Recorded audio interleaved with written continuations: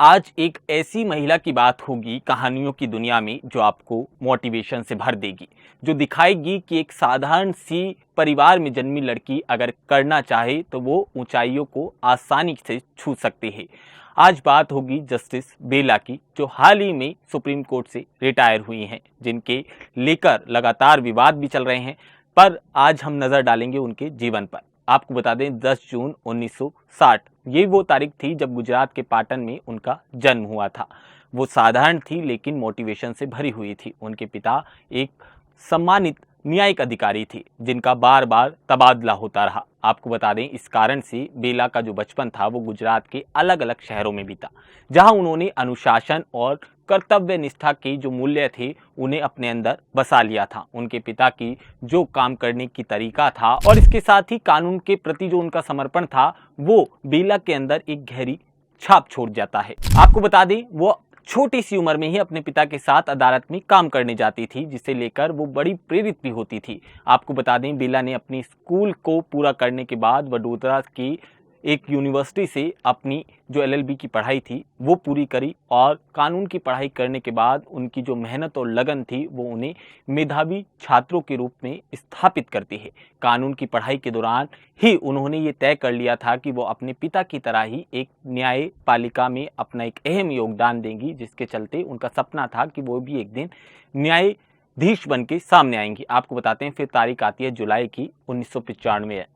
फिर बेला त्रिवेदी अपने करियर की शुरुआत करती हैं और अहमदाबाद की सिटी सिविल और इसके साथ ही सत्र अदालत में एक जज के रूप में स्थापित होती हैं। ये एक संयोग था। वो क्यों था अब समझिए कि उसी समय उनके पिता जो थे वो भी उसी कोर्ट में जज के रूप में कार्यरत थे। ये बड़ा दुर्लभ अवसर था जब पिता और पुत्री एक ही अदालत में न्यायाधीश के रूप में सेवाएं दे रहे हों। इस उपलब्धि को Limca book of Indian records में भी लिखा गया और वहां भी ये रिकॉर्ड बना जब पिता और पुत्री एक ही अदालत में जज के रूप में कार्यरत हों। आपको बता दें ट्रायल कोर्ट में बेला ने दिखाया कि किस तरह से वो निष्पक्ष फैसले लेती हैं और जो कानून की समझ थी उनकी, उसने सबका ध्यान उनकी ओर खींचा था।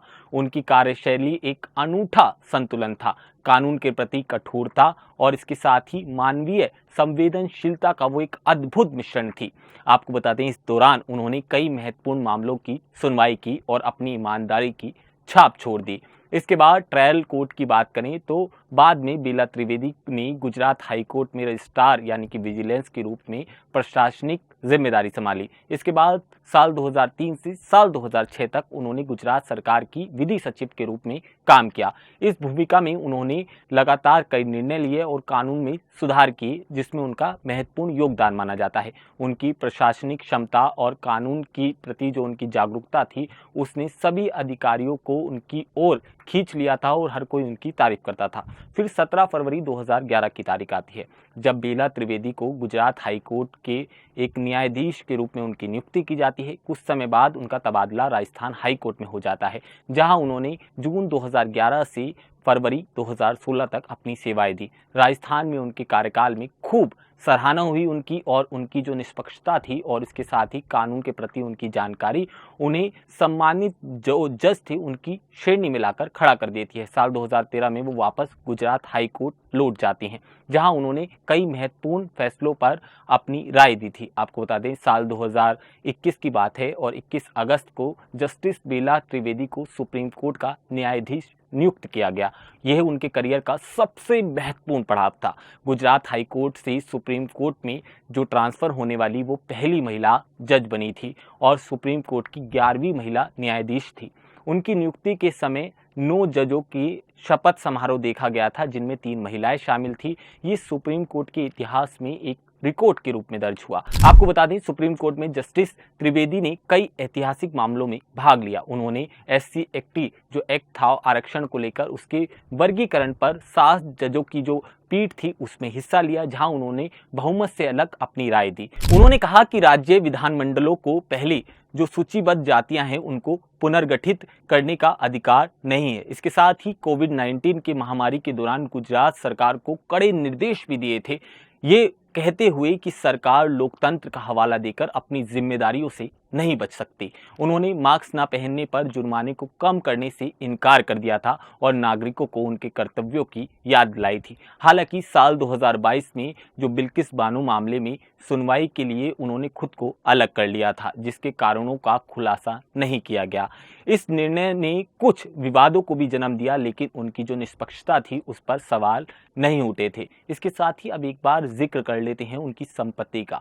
आपको बता दें, जस्टिस बेला की संपत्ति का जो विवरण है वो सुप्रीम कोर्ट ने अपनी वेबसाइट पर 5 मई 2025 को सार्वजनिक किया था। उसमें बताया गया है कि उनके पास अहमदानगर में 2 मकान हैं। इसके साथ ही म्यूचुअल फंड की बात की जाए तो उसमें 60 लाख रुपए हैं। वहीं अगर पब्लिक प्रॉफिटेबल फंड जो होते हैं पीपीएफ, उसकी बात की जाए तो उसमें 20 लाख रुपए हैं और इसके साथ ही जीपीएफ जो है उसमें 6 लाख रुपए और उनके पास 50 लाख रुपए की ज्वेलरी है। वहीं वाहन की बात की जाए तो उनके पास एक 2015 की मारुति स्विफ्ट कार है। ये संपत्ति उनकी मेहनत और इसके साथ ही जो अनुशासित जीवन शैली है उसका प्रतीक है।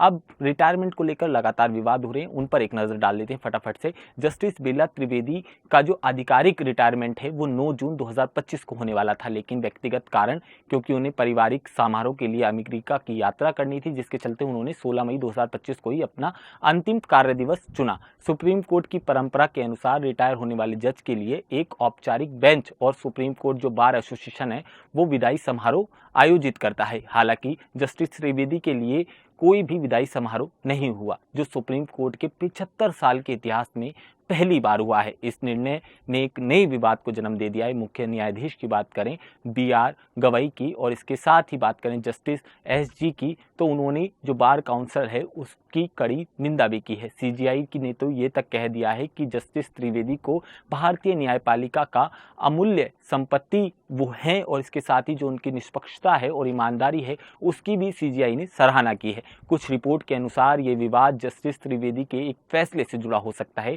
जिसमें उन्होंने जाली वकालतनामे के आधार पर याचिका दायर करने वाले वकीलों के खिलाफ सीबीआई जांच के आदेश दिए थे, जिससे वकीलों का एक समुदाय जो है वो नाराज है। इसके साथ ही अब ये हमें प्रेरणा कैसे देती है, तो आप ये समझिए कि जस्टिस बेला त्रिवेदी की यात्रा एक साधारण परिवार से शुरू होकर भारत की सर्वोच्च अदालत तक पहुंची है।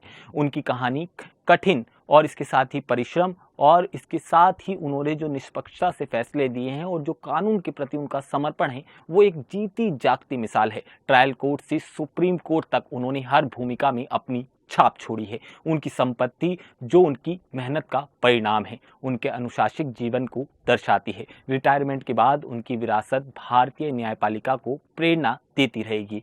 जैसा कि सीजीआई बीआर गवई की बात करें तो उन्होंने कहा कि न्यायमूर्ति त्रिवेदी अपने पूरे कार्यकाल में न्याय की भावना के लिए निर्णय लेती रही और उनके योगदान को भुलाया नहीं जा सकता। जस्टिस त्रिवेदी न केवल एक जज थी बल्कि एक ऐसी शख्सियत थी जिन्होंने महिलाओं को न्यायपालिका में आगे बढ़ने के लिए प्रेरित किया है। आपकी कहानी उनके लिए कितनी प्रेरणादायक है वो आप हमें कमेंट सेक्शन में ज़रूर बताइएगा। नमस्कार।